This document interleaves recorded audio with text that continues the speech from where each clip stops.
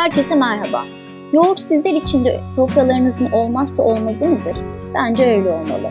Hele bebeklik çağındaki çocuklarımızın mutlaka tüketmesi gereken en önemli besini olmalı. Bizim bebeğimizin öyle mesela. Üstelik yemeğin eşlikçisi olmakla birlikte bazen yemek yemek istemediğinde en önemli öğün kurtarıcımız olabiliyor. Bazen sevmediği yemekle bolca karıştırıp afiyetle yiyor. Ayrıca meyve pürelerinin içine de mutlaka ekliyoruz.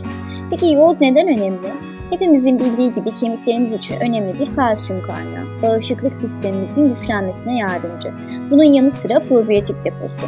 Ama gerçekten yoğurtlarımızda yeteri kadar bağırsak dostu olan canlı bakteriler mevcut mu? Bu videoda hem bizim özellikle de bebeklerimiz için gerekli olan probiyotik yoğurt mayası ile mayaladığımız yoğurt yapımını izleyeceksiniz. Ben bebeğim için genellikle her yoğurt mayalamada yeni bir maya kullanıyorum. Kendimiz için ise 3-4 kez aynı yoğurdu kullanarak diğer süte maya yaptığımda oluyor. Önemli olan defalarca aynı yoğurdu maya olarak kullanmayalım. Çünkü zamanla yoğurdumuzun yararlı canlı bakteri miktarı azalacaktır. Kısa aralıklarla probiyotik maya ile yaparsak daha yararlı bağırsak dostu yoğurt elde etmiş oluruz. Gelelim tarife. Piyasada farklı markalarda mayalar mevcut. Bazıları toz formda, bazıları sıvı formda. Toz formda olanların yapılışlarında ufak farklılıklar olabiliyor. Mesela bazılarında şaseyi 45 derecelik bir miktar sütte 15-20 dakika kadar aktifleştirmek gerekiyor. Sonra yapılacak süte maya olarak ekleniyor. Bazı markalardakiler ise bizim videoda kullandığımız gibi direkt 45 derece ısıdaki süte karıştırılıp üzerinde yazan süre kadar bekletilerek yapılabiliyor.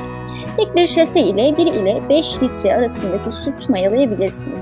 Biz bebeğimiz için pastörize süt kullanmayı tercih ediyoruz ve cam kavanozlara porsiyonluk olarak yapıyoruz. Böylece daha az sulanma oluyor. Sütü ısıtmaya başlıyoruz. Bu safhada mayalama yapacağımız cam kavanozları sıcak su ile ısıtıyoruz ki mayalama derecesini düşürmeyelim.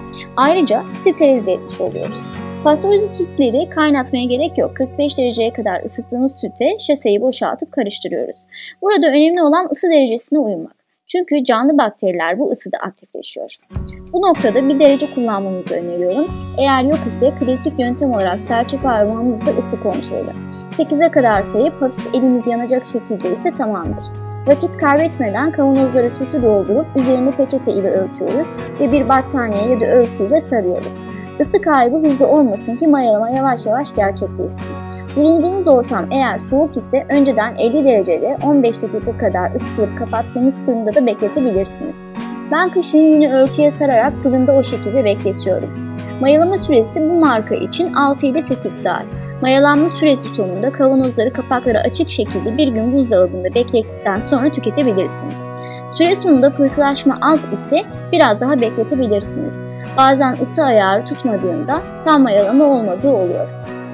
Böyle durumlarda fırını yine 50 derecede bir süre ısıtıp kavanozları fırına koyup bekletirseniz mayalama gerçekleşiyor.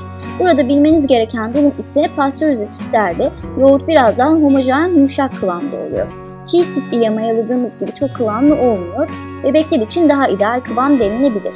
Bizim bebeğimiz severek tüketiyor. Eğer tüm süreç sonunda çok uzayan, sünen bir yapıda yoğurt elde ettiyseniz lütfen onu tüketmeyin. Mayalama gerçekleşmemiştir büyük ihtimalle. En önemli noktası derecesi artı 45 derece altına inmemek, artı 47'ye geçirmemek. Bu arada diğer formlardaki mayaları da kullanıyoruz. O an elimizde hangisi var ise. Diğerleriyle de video çekeriz belki. Şimdiden bebeklere ve sizlere afiyet olsun.